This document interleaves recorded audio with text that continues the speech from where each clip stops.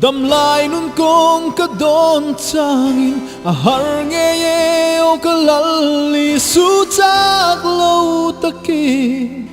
nun kong chuk chau ka zo trul si tri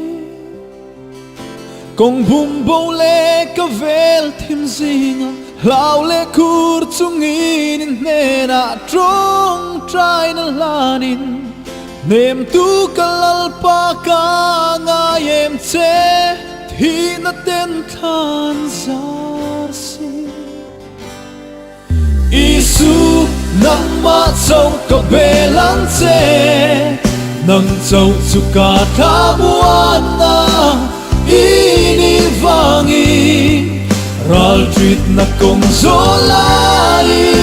ikutin min lo kayang che Isu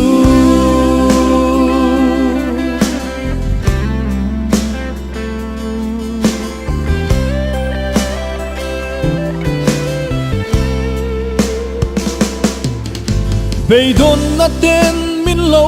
huali thì na có ruam chu zo mai la chan dam tu Isua kan nei ka zam lo vang anin min chan him si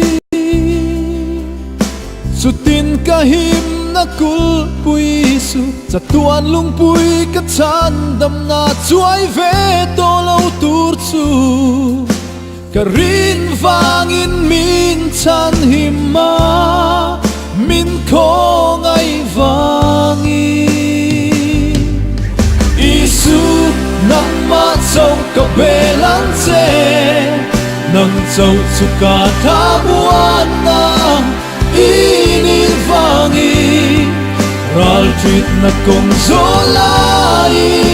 ikutin min lo kayang che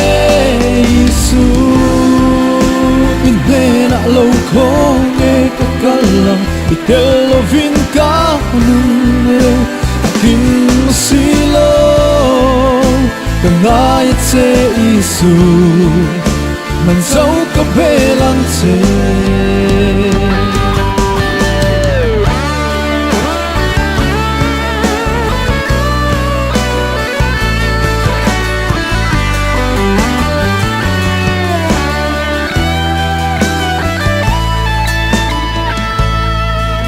Isu nang ma chau ka belan che nang chau chu ka thamuana ini vangi ral treat na kong zolai ikutin min lo kai an che Isu nang ma chau ka belan che nang chau chu ka thamuana ini vangin ral treat na kong zolai ikutin min lo kai an che Isu